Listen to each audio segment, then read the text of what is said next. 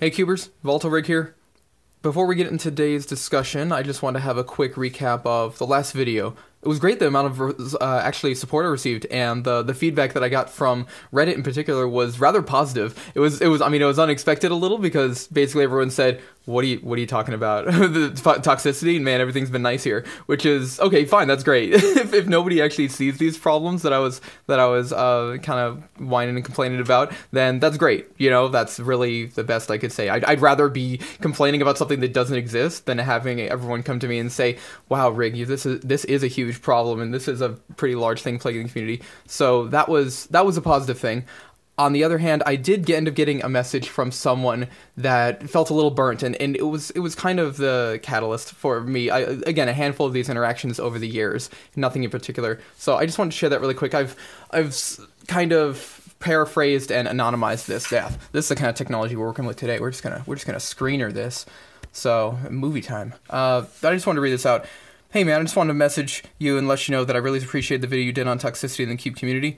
I got a lot of that when I was trying to engage with the community and really attempted to stay positive despite receiving a lot of crap from people that felt personally offended at some of my choices.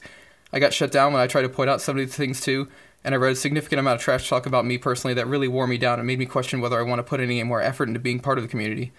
Anyway, thank you for shedding light on these issues in a constructive and non-accusatory way. I hope your message is well received by at least some people, but I think it will be difficult for most to look inside and make a change. Thanks again. I sort of agree, you know, maybe again I'm yelling into the void and saying these things like, oh, I'm so upset at the way people are angry at each other, but really, I figured it was worth a shot.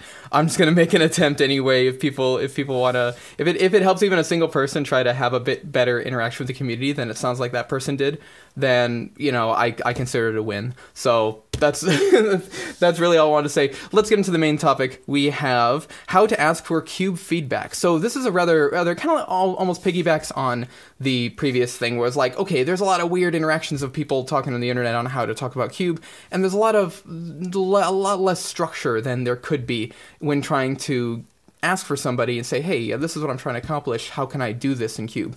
So I wanted to lay these down, and for people who are new to Cube, these should be good points to keep in mind when you're trying to get that feedback. Because again, it's often difficult when we come to the table with different conceptions on what we're trying to accomplish. So just laying those out and getting ideas on how to communicate this, I think, are really important. So number one, you want to, for sure, have goals for your cube.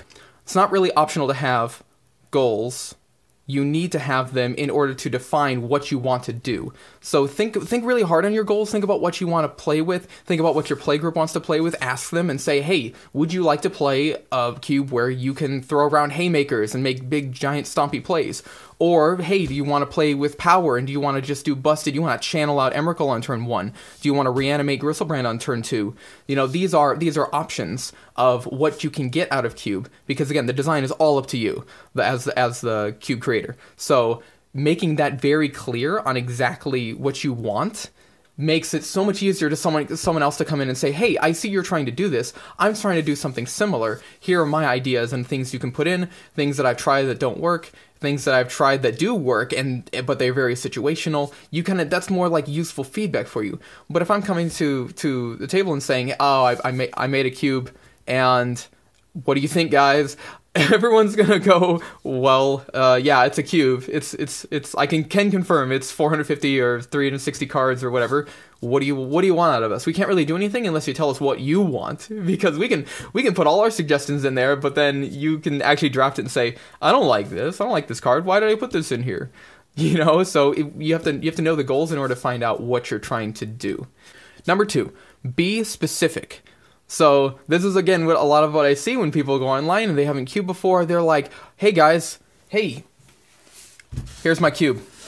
Give me some feedback. You're like, this seems kind of weak for other 4-drops, or something like this, or Rekindling Phoenix. I haven't tested it. You know, there's a lot of cards. Literally 400. There's hundreds of cards. So it's really hard to be specific about any single thing. When I just drop a list in front of someone and say, hey, give me feedback, they're just going to pick out the things that they want. So as someone coming to this list, I could say, wow, you got a lot of looters over here. Well, do you really need so many looters? and then you say, yes, I intentionally made these looters to have this effect, and I want to be able to put things in the graveyard and have this selection. It's kind of like it's a waste of our time, because this isn't something that's actually up for debate. You said give me feedback. People are going to give you feedback on anything, but actually what you want is you want very pointed feedback. You want very specific feedback. You want to say, oh, Imposing Sovereign hasn't been performing for me. What's another good 2-drop? Or something like that.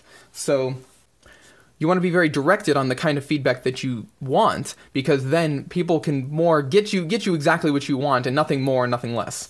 So if I'm saying, hey, I need to support tokens, and I have some generators of tokens that make 1/1s in green, I could say, hey, I've tried Edric, and he says draw some cards basically whenever a token will hit your opponent. And he can always just stay back, and you can just draw a lot of cards and go around your opponents, even though you're only sacrificing 1/1s or something. So this is a neat thing, but I can't suggest Edric to any cube. I can't just say, oh yeah, you should just play Edric because he's a good card. He's very conditional. Sometimes he just doesn't get through. Sometimes he's just too toughness. He just dies to a shock really easily. So you say, I want to make Flicker a thing. Then I can say, hey, what about Brago? He does a decent amount of flicker stuff, but again is very situational on the kinds of things that you're flickering and the value that you can get out of it, and whether it fits into blue-white for your flicker, which generally those are the flicker colors. So I've actually had pretty decent results with this guy. If you do flicker archetype, go ahead and try him out. Or something like zombies. Oh, I'm gonna be drawing into a ton of cards after you play zombies. But it's kind of really narrow. At minimum, it's going to be 4 mana 3/3, draw a card and lose a life every turn. It's a Phyrexian Arena. And some cubes don't want that. Some cubes, even with Zombie Tribal, they just don't want a card that doesn't fit very well into other decks, other than the zombie deck. But, as opposed to something like Scarab God, which is, even if you don't have any other zombies in your deck, he makes zombies by himself, and deals damage to your opponent, and you scry, and, oh man, this guy's got a whole bunch of ands. He's basically invincible too. He'll always come back in the next end step. I really like Scarab God also. I think he's gonna be an end title. Scarab God is really, really legit. The fact that all of these things are pure upside. 5 mana 5/5 at your upkeep. Each opponent loses X's life, and you scry X or X's number of zombies. He's not a zombie himself, of course, but he can make a zombie from exile target creature card in a graveyard. You get a copy of it that's a 4/4. So you can't get an Emrakul. The Emrakul's going to be a 4/4 black zombie. Oh no, or something like that. If you get fancy, but it's still a really interesting card to snatch cards out of your opponent's grave, to snatch even just small things so that they become 4/4 zombies, and now you start pinging your opponent and scrying. It's such a great card. I would highly recommend Scarab God. No zombies tribal support needed at all. So those kind of things can be more specific. If you come to the table and say, hey, I want to have these specific things, I can help you with suggestions that I have. Hopefully, if I've done these things before, I know about how they work out. So number 2 was be specific. Number 3, be open to the feedback. So maybe this goes a bit beyond saying, but if you ask for advice, if you come on a public forum and say, hey, I need some help with this thing, and people give you help, sometimes it's good to actually take their advice. And there can be situations where you have a pet card or something. You say, hey, I want this specific thing to stay in, and I want to change this other thing so that I protect this archetype. I protect these interactions. So if someone comes and says you should just throw that interaction away, they're not really listening to you, so I wouldn't say necessarily take their advice, but if they say, okay, if you're trying to do that, then you can put it in this other card, but then that sacrifices over here. And they can basically give you options and ideas on how to accomplish what you want, and sometimes it is a trade-off. But yeah, honestly, think about it. Rather than just defending all your choices, it's possible to just go out there and give your list and give your ideas, and then people give you like honest feedback, and then but you become very defensive about it. So then people aren't necessarily going to want to give you feedback anymore next time. So that's really all I'm saying there. That's just a minor thing. Try to honestly take the feedback and work it into what you want to accomplish. So yeah, I think that basically covers the main points that I wanted to grab in asking for feedback. So hopefully you can incorporate that and get a bit more out of the community by interacting with people, by telling them what you're trying to accomplish, being very specific, and taking their feedback honestly. So that's going to wrap it up for today. Thanks so much for watching. I'll see you guys later.